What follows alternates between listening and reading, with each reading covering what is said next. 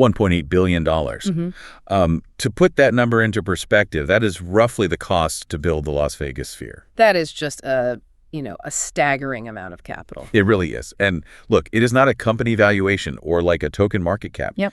That $1.8 billion is the actual trading volume Polymarket's World Cup winter markets crossed right as the France-Spain group stage opened. Which permanently validates the prediction market scale thesis. I mean, we are looking at absolute proof that this is a genuine liquidity vertical. Right. It's not some niche product anymore. Exactly. It places this ecosystem in direct side-by-side comparison with traditional sports betting exchanges on a single event basis. But so I have to ask the obvious dumb good question here. Go for it. If they are hitting traditional sports book numbers, why aren't allocators just valuing them like DraftKings? Well, because the underlying mechanics are fundamentally opposed. I mean, a traditional sportsbook acts as the house. Right, they take the bets. Yeah, they take the other side of your wager, they bake in a profit margin, and they actively manage their risk against the crowd. But Polymarket is an on-chain prediction market. Which means what exactly for the allocators listening? It's an ecosystem where a blockchain automatically matches buyers and sellers and escrows the funds, meaning no corporate middleman ever holds the money. Okay, so they are purely an exchange, not a counterparty. Exactly. And to really understand why that volume behaves so differently from a traditional sportsbook, we need to look at the velocity of the capital. Let's use a physical metaphor here to make this click. Think of a traditional betting site as like a parking garage. Okay, a parking garage. Yeah, you drive your money in, you park it on a specific outcome, and it sits there completely static until the referee blows the final whistle. Right, the capital is just locked up. Exactly. Then you either drive out with your winnings or the garage keeps your money. But an on-chain prediction market operates like a high-speed toll road. Oh, that's a good way to look at it. Right, because that $1.8 billion isn't parked capital. It is the sheer volume of traffic driving back and forth.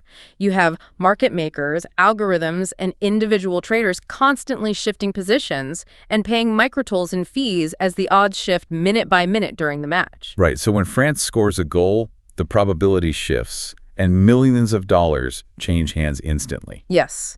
And for you, the capital allocator, that toll road volume is the actual signal here. Because it proves the underlying infrastructure can handle massive high-frequency traffic. Without the network breaking. Yeah, exactly. It proves the infrastructure works without transaction costs skyrocketing. Okay, let me stop you there. Let me steelman the strongest argument against this thesis.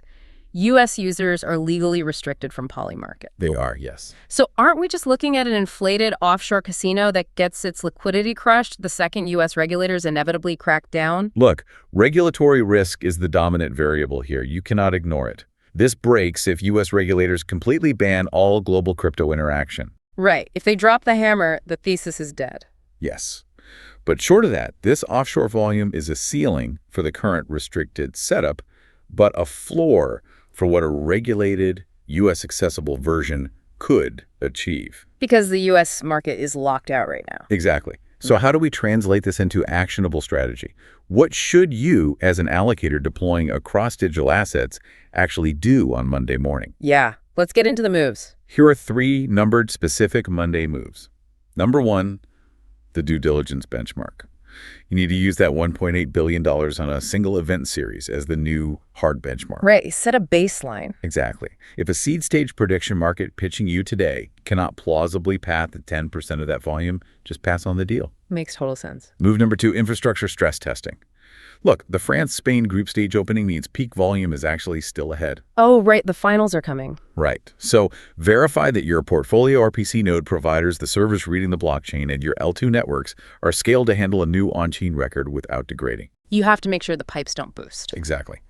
And move number 3, the regulatory optionality trade. Model out the post-legislation landscape right now. Meaning, price it in today. Yes. Draft an underwriting thesis based on a fully licensed U.S. competitor capturing just 20% of Polymarket's offshore volume to find your baseline valuation. Okay, so if you remember nothing else, here's the whole thing in 3 sentences. Polymarket just processed $1.8 billion on the World Cup. validating on-chain prediction markets as a massive liquidity vertical. Right.